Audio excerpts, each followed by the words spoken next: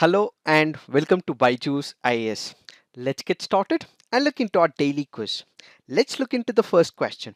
Consider the following statement with respect to Chirag. It will provide women citizens with easy access to information on government schemes and initiatives for women.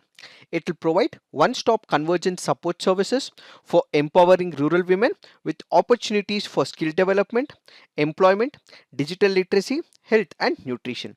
Which of the above statements is or correct? The answer to this is none. Why? Because this particular scheme of Chirag is not to do with women empowerment and its schemes, but this is about the agricultural sector when it comes to Chhattisgarh. So the Chirag here stands for Chhattisgarh Inclusive Rural and Accelerated Agriculture Growth Project.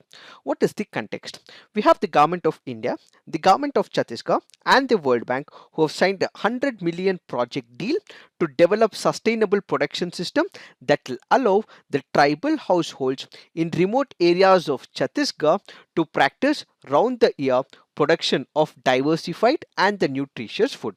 So basically this is a project which is initiated in Chhattisgarh which helps in livelihood means and mechanisms for the farming community in the southern part of Chhattisgarh. So investment will be made in water harvesting structures, irrigation facilities will be provided. They will also inculcate integrated farming techniques as well.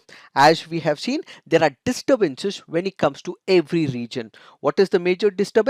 Whenever there is an impact of climate change, this can also harm the farming community as well. So farming community, in order to be resilient to the climate changes and its vagaries, they are also developing some of the climate resilient technologies as well. So what will this basically help in? So this is one of the agricultural supportive scheme to the farmers who are in specific regions of Chhattisgarh so that they have profits, increase yield and they do not go through the torture of losses. And in this particular backdrop, they are also providing what is called as the climate resilient technology. Why have we taken this practice question?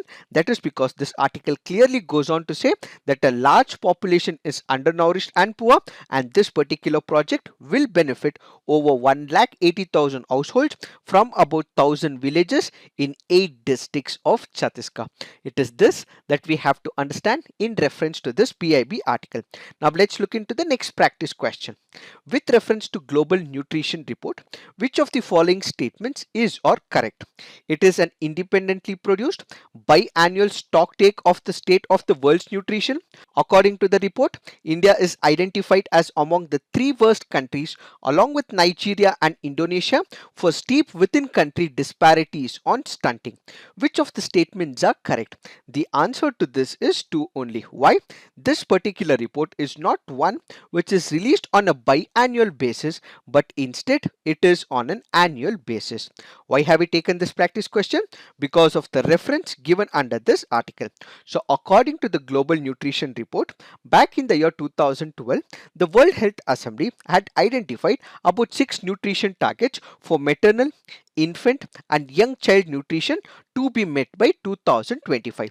What were these requirements? That the governments across the world, India, many other countries as well, they had to meet this particular target as set by the World Health Assembly. So what is it? Reducing stunting by 40% in children under 5, prevalence of anemia by 50% among women in the age group of 19 to 49 years, ensure 30% reduction in low birth weight and no increase in childhood overweight as well, increase the rate of exclusive breastfeeding in the first 6 months up to at least 50%, and also reduce and maintain child wasting to less than 5%. This was the target as prescribed by the World Health Assembly. But the Global Nutrition Report, which was published in the year 2020, clearly goes on to say that India will be missing its global nutrition target, which was prescribed to it by the year 2025. So it has gone on to say that India is among 88 countries that is more likely to miss all these targets given by the World Health Assembly. It is this that we have to understand in reference to this PIB article. Now let's look into the next practice question. Which of the following statements is or correct about Sukanya Samriddhi Yojana? Sukanya Samriddhi Yojana is a small deposit scheme for girl child launched as a part of Beti Bachao Beti Padhao campaign. Parents or legal guardians can open deposits on behalf of a girl child, including adopted girl child, for up to two daughters aged below 16 years.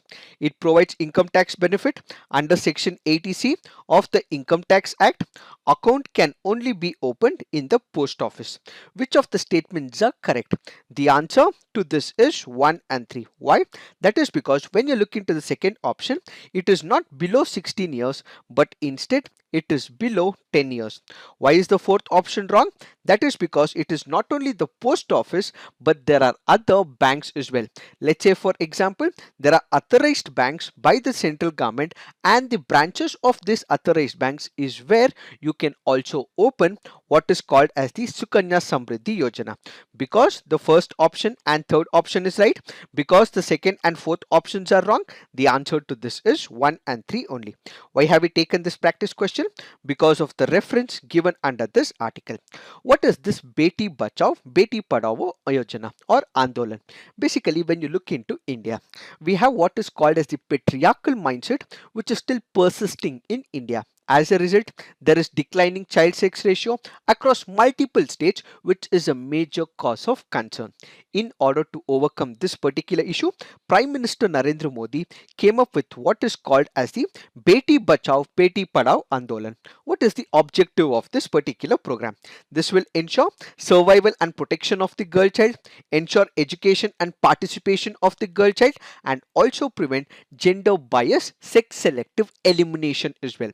Because in India there is priority for what is called as the boy baby, there are every chances that the girls are eliminated. So one of the major criteria of the Beti Bachao Beti Padhao Andolan is that they prevent these sex selective eliminations or abortions. So when it comes to this particular Beti Bachao Beti Padhao Andolan, a program or the sub program of it is what is called as the Sukanya Samriddhi Yojana. Now let's look into the next practice question. Consider the following statements. Water is a state subject and water resources projects are planned, executed and maintained by respective state governments. Access to clean drinking water is a fundamental right as part of the right to life in Article 21. Which of the above statements is or correct? The answer to this is both. Why have we taken this practice question? Because of the reference given under this article.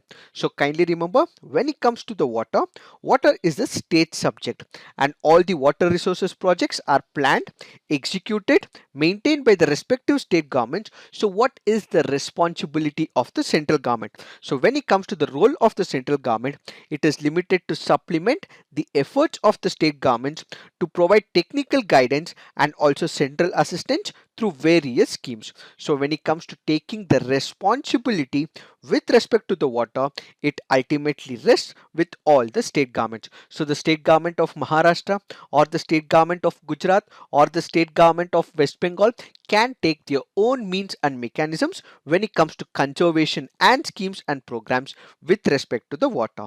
And apart from this, as we all know, the Supreme Court in n number of cases has spoken about, when we speak about Article 21 of the Indian Constitution, which speaks about right to life and personal liberty, it also has what is called as the providing clean drinking water to that particular person. So if a particular person is not provided drinking water which is clean in nature, it means it is violating Article 21 of the Indian Constitution. So the second option is clearly right once again, because access to clean drinking water is an aspect of Article 21.